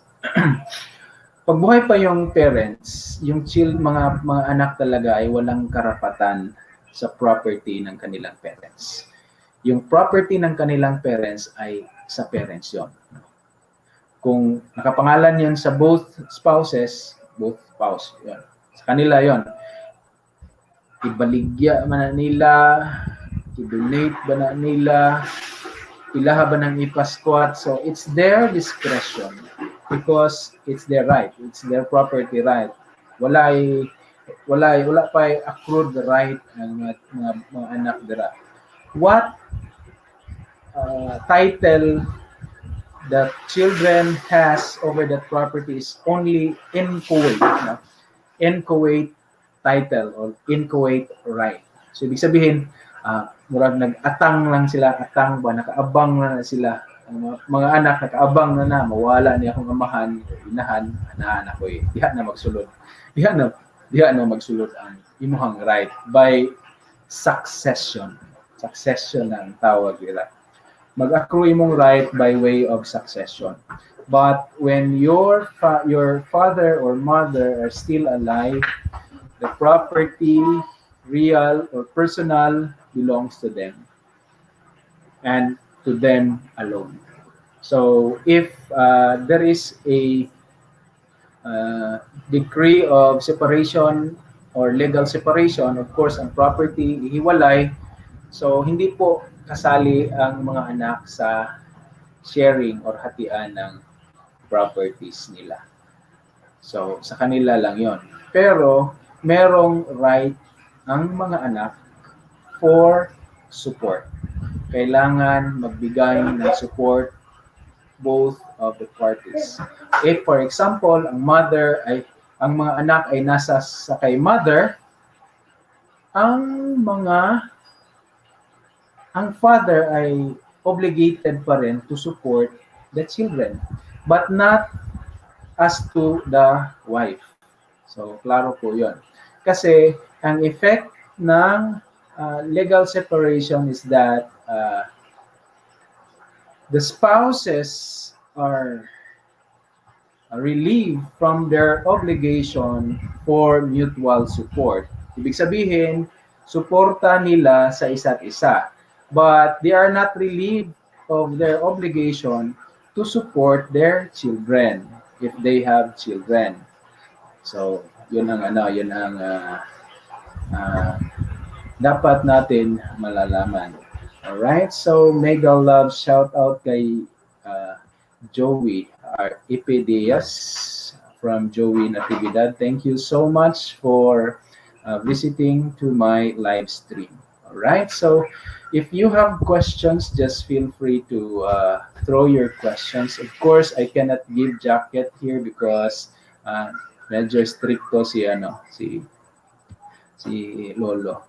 Right, just to inform Jeric and Ellie, meron kasi ditong mga terms na ginagamit. Hindi kasi kami pwedeng gagamit ng word na like, subscribe. Merong mga language na dapat malalaman dito sa pagla-live stream, especially if meron talagang desire na i-career itong pag-YouTube, no. So kung mag-YouTube ka, kailangan mo ng subscriber, kailangan mo ng watch hours. So diyan sa baba, diyan sa comment section, kung minsan kung may nagla-live stream, diyan sila nagdidikitan ng tawag namin diyan eh. So, dikitan, isdaan, mga bananas, or mga isda, ibig sabihin mga subscribers yan. So, dikitan, ibig sabihin you subscribe to each other. So, yun yung term na ginagamit namin dito. Jacket is that, kung makavisit kayo ng ibang live stream, yung mga pangalan nyo ay blue, no? Blue ang color. Dito sa akin, hindi ako makapagbigay ng jacket eh. I tried it kanina but I really cannot give. I don't know. Siguro may restrictions. May restrictions ako kaya hindi ako makabigay. So yan yung mga language na meron kami dito sa YT world, right? So just for you to know na we have that kind of language. So pag sinabing lapagan, pag ang live stream ay lapagan, ibig sabihin yan, yung mga links nyo nandyan sa maraming links yan nandyan sa baba. Mahalan, ibig sabihin, ayan. Mga ganyang technique. Itong sa akin, I try to mix it up. May discussion ako dito sa taas at saka may lapagan sa ilalim, no? Pero I also have a problem because hindi ako makapagbigay ng jacket kaya hindi sila pwedeng makapag-drop ng kanilang mga bahay is linked, no? Or kanilang channel, yung tawag namin sa bahay. So pag drop ka ng bahay mo, ibig sabihin you have to copy the link of your channel and then drop mo dyan sa baba. So yun yung explanation. So ito si Jeric at saka si Ellie, of office mates ko ito. Meron din kanina si Rench. So marami akong mga kaibigan dito na from RD Corporation. Better life ahead. Right? So madali na mag-jacket ngayon, host, pero need i-time out bahay. Baka no. Kanina pa ako nag-try magbigay ng jacket kahit yung naka-post ako kanina, tinry ko, wala eh. Hindi. Ewan ko. So, kailangan kong i-out yung bahay ko. Sige lang, ay pag-aralan ko yan. Mayroon pang question dito si Jeric. Up to what age po may legal right ang anak to demand support? When they are not yet in legal age. Or kung hindi pa siya nakapagtapos ng kanyang education. So as long as nag-aaral pa siya, pwede pa siyang maghingi ng support. Pero kung nasa right age na siya, like say for example 18 na siya, and then he already has a gainful employment, and then pwede na ang parents sa kanya hindi mag-support. So ayun. So, shout out po pala sa mga supporter ni host. Thank you so much sa aking mga supporters, especially kay Tuyang, kay Daging, kay Miltor Vlog, kay Simply Adon, saka yung mga kasamahan ko sa aming GC doon sa Philip PH Susu, and sa GC ni Sweet Smile. Alright? So, baka may gustong umakyat dito sa live stream ko. You may do so. Ibaba ko yung link. Paano magbaba? Ayan. So, baka may gustong magtanong dyan in person na kapoy mo po mag-type kung question good. So, this is ito po yung hagdan. So, hagdan pong tawag namin dyan. Kung gusto mong umakyat dito, makipagdaldalan sa akin. So, ayan. Alright, so that's a good idea. No? So, yan. Oo, kasi nga, doon sa GC natin sa isa, doon sa PPH, parang wala masyadong active doon eh. Sin-sin lang yung iba. So, baka naman, pwede tayong makagawa ng Okay. Lagi Queen PH, anong oras diyan sa inyo ngayon? Isang orasa diya sa inyo ha.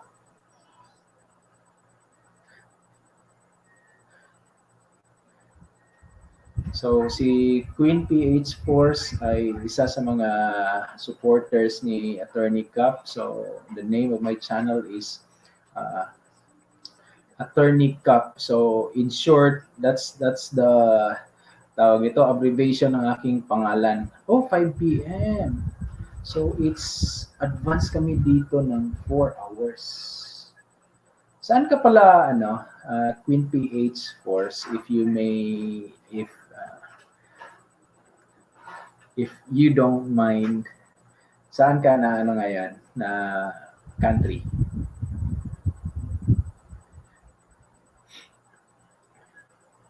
Sige, gawa tayo ng ibang GC natin, yung mga active. Kasi ako pag kahit na minsan sa trabaho kung merong tawag nito, pop up sa sa GC, tawag nito, I'll really try my best to at least visit and then show my support, because it's very important very important here that we really have to support each other, especially if we are still small timers. And even if mga na tayo, may mga may money na tayo, so kailangan pa rin yan. Abu Dhabi. Oh yes. So on demo ni ko si Tuyang is my colleague before in Jollibee. So ito may nagkailan ni Tuyang sa Jollibee. Si Tuyang ang pinakakusgan nga PC na mo sa Jollibee sauna. Giresa ni Tuyang ang kanyang ang kanyang main, baka pinag-initan siya ni Alright, so and also I'd like to thank Meltor Vlogs for your undying support, no? So marami siyang pinatambay dito sa akin ngayon. So kaya umabot tayo ng medyo marami-rami din. No? So hopefully in the future magkaroon pa tayo ma-master ko na itong craft na ito. Actually it's really it really takes skill to do this, no? I can really say that it really takes a skill to do this. I've been observing a lot of live streamers, and they are really good. They are really good, and I can say that I can't really match their skill as of the moment because they really are good. Parang professional na mga DJ, no? They can really speak fast and tuloy-tuloy. Tulang parang walang lag. So there are a lot of really live streamers who are good at their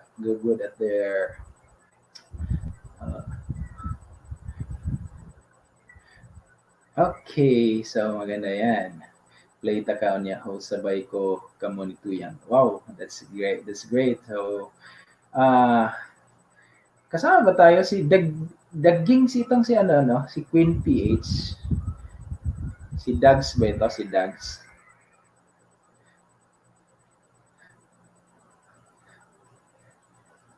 Nasaan na si dito? Si Jeric at saka si Uncle Eli. Alright, so that's it. No? So,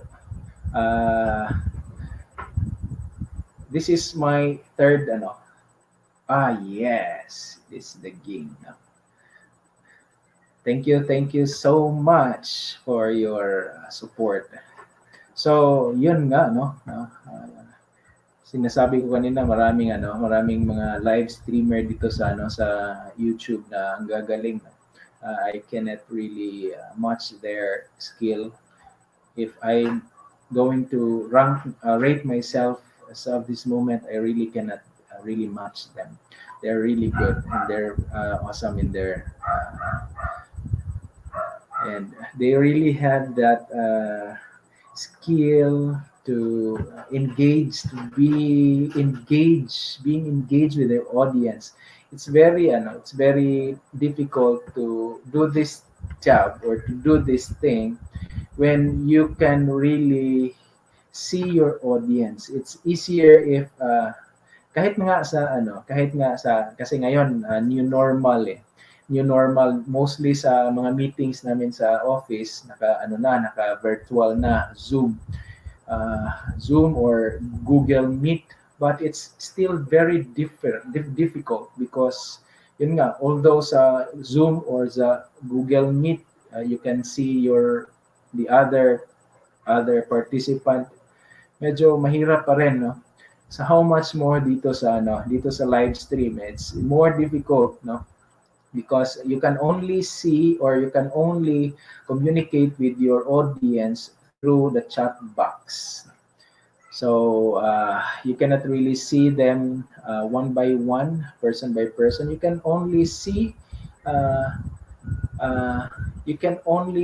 them, their interaction through their messages. Kaya kung minsan pag ako ang pumapasok doon sa ibang live stream, makulit ako doon. Nakikipagkulitan ako sa host kasi very important yung yung interaction mo with the host, and I like this thing itong sila si The Game kasi makikita mo na talaga may interaction, so you hindi ka mabubore kasi this is my third time to do it. Minsan may mabubore ka, especially kung wala kang topic, no? Okay lang kung lapagan ito at saka isdaan, but I'm trying my best to do that, no? I-mix ko yung dalawang style. Kasi ngayon ang dine-develop ko na style is more on informative, no? But I also like to incorporate the style or approach na mayroong tawag dito sa ilalim, may mga nangyayari, may mga activities dyan sa ilalim, and then here I am doing this thing, no? Doing this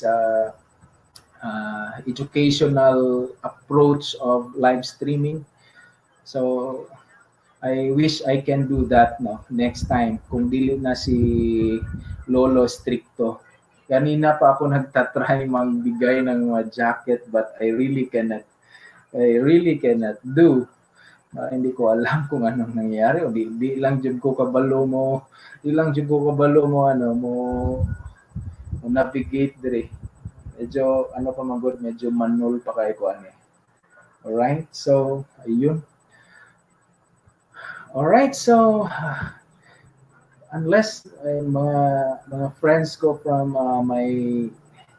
the office, parang ano na yata sila. So thank you so much, Milford Vlogs, and to your friends that nakatambay dito. That's really a big help, no? Especially na medyo nandito pa tayo, medyo it's building up phase pa, no?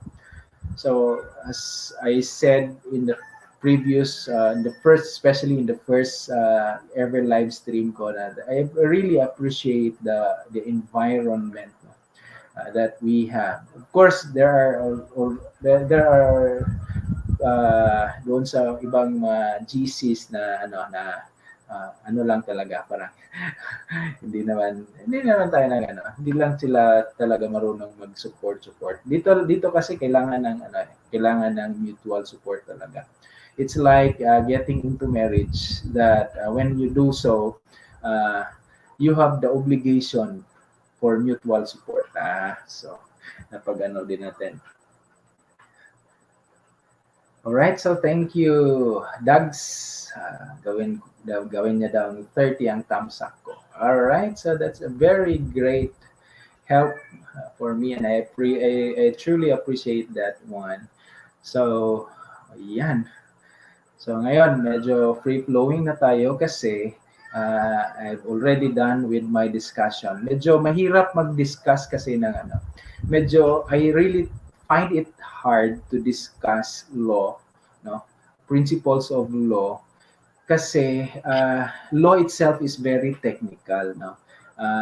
When we were in College of Law, medyo nahihirapan kami, no, kasi yung language are very technical. Kailangan mo siyang intindihin, no? Kailangan mong magbasa ng mga cases para mas maintindihan mo. Ngayon, dito, i-explain mo siya in, layman's term. Kailangan mo siyang i-explain in layman's term using examples na layman din, no? Para mas madali siyang maintindihan. Kasi, ang hirap technical masyado, at saka may mga technical meanings ang mga words, like pag sinasabi nating prescription, ano ba yung prescription? Sinasabi natin jurisdiction, ano ba yung jurisdiction? May mga technical meaning yan sa batas. Pero dito sa ginagawa ko na live streaming, it's more on educational. Inputs ko dito is coming from really my research, no, and of course from my knowledge na na-acquire during my college days or the College of Law days. And I'm trying to impart that one to you in a layman's term, no? So kaya I really find it hard to do it, especially if the topics that I will be discussing will be too technical. So I really tried my best to translate it into a language that can be understood by anyone. So of course, so thank you so much. We already are 13 million here now. So thank you so much sa mga supporters, and of course sa mga kaibigan nandito sa world na ito, na although hindi ko kayo personally na-met, but I can really feel that support that you have given to me. This is actually medyo apprehensive pa ako mag-start ng LS, no? But of course, coming also from the advices of other YouTubers na nandito na for quite a long time, kailangan ko talagang mag-LS, especially if I'm working out on my WH. Actually, the purpose of this is to really increase, no? Really have a lot of videos that will help me increase my, of course, WH. Kasi mahirap mahirap gumawa ng content. Actually, mahirap gumawa ng content. Experience ko sa, if you can see my videos, parang nung una, kalokohan lang yun eh. Parang nagsushoot lang ako, nakahiga. Tapos kung ano lang maisip ko, magsasalita lang ako, may camera, naka sa cellphone. Ano lang, may mga nonsense nga na ano doon eh, na video. Unsaon pagpasar sa exam. No? Mga ganun, mga absurd na mga ideas. Unsaon pagpasar sa exam, mag-study ka eh, para magpasar ka. So may unana nga mga idea. Alright, so the ginks, so akyat ka next time para mas okay. So I like that. So hopefully sa next time I can invite. So I will invite visitors para makyat dito at saka makipagkulitan, makipagdaldalan sa akin. Mahirap kasi mahirap kasi mag-isa ka kasi mauubusan ka ng eh. Alright, so ganun. So I really struggled to think of ano namang gagawin kong content dito. Nakakaano din eh. Nakakaubos din ng idea. Especially that I'm really ayun, parang malinaw na sa akin yung malinaw na sa akin yung yung takbo ng channel ko. More on na lang talaga kasi ito yung profession ko eh. So dito na ako i-invest, no. So mga content ko as much as possible, videos ko or mga LS ko, focus na lang dito mga legal matters. So marami pa kasing sa law kasi malawak yan eh. So, pinipili ko lang muna yung mga commonly frequently asked questions. Based on my experience being a lawyer for 2 years, no? 2 years na akong lawyer, no? So, I passed the bar 2018. So, take oath kami 2019 pala. 1 year, barely 2 years pa lang ako sa legal profession, no? But the experience is awesome, and I learned a lot of things in my practice. And yung mga dinidiscuss ko kasi dito sa first 3 LS ko, yun yung mga frequently asked questions. Kasi nga, I entertain questions in private message. And some lawyers will not do that, no? Some lawyers actually are very strict in terms of that. They will really not respond to questions from private messages. So they will invite you to their office, and then of course you will pay a consultation fee for that. But for me, I answered questions. But I see to it that of course, maka-learn din ako. That's part of my learning din. It's my learning experience. When you receive questions from very factual questions or coming from the experience talaga. Kasi iba yung iba yung tinuturo sa school, masyadong theoretical masyado. But when you are into the practice and you will really be immersed into the realities of life and you will receive questions like that, it will enhance your knowledge. It will enhance your knowledge.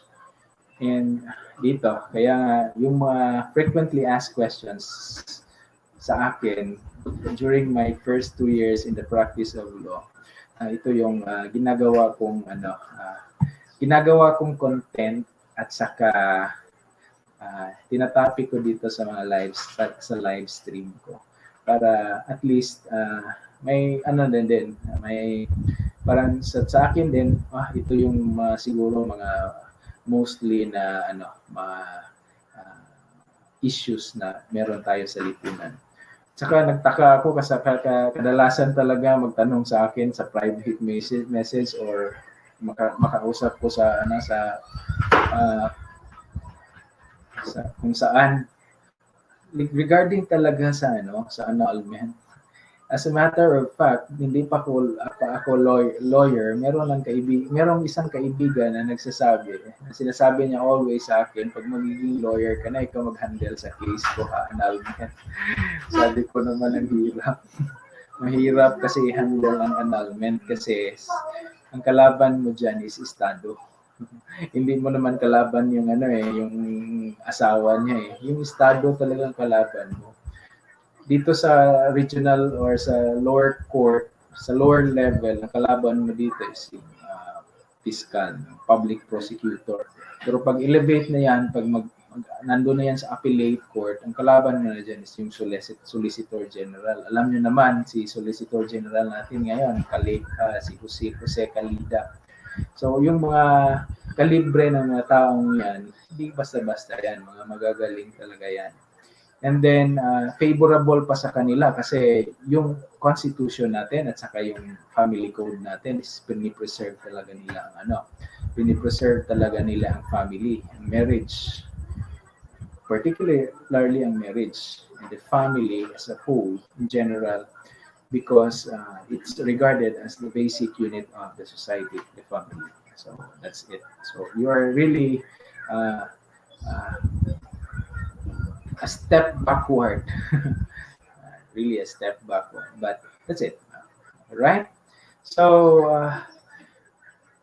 this is just the first part of my live stream schedule for this week. So, I scheduled my live streams in weekend because I'm busy during weekdays. I'm busy during weekdays because I'm a corporate lawyer. So I handle corporate affairs, corporate matters, and it's a very tasking job. Of course, I also handle civil and criminal cases, but it's company cases. Of course, I don't accept cases from outside of company. So, mga company cases lang yan. Pero mabibigat din kasi mga cases. So, hindi din basta-basta. Matitindi din. Kaya nga, medyo batak na din sa experience. Kahit medyo bata pa sa profession. Hindi naman bata sa age kasi nagmanifest naman sa face. Alright? So, ayan. So this is the first part of the series for this week now. Tomorrow, I'll be discussing the specific grounds for annulment and nullity of marriage.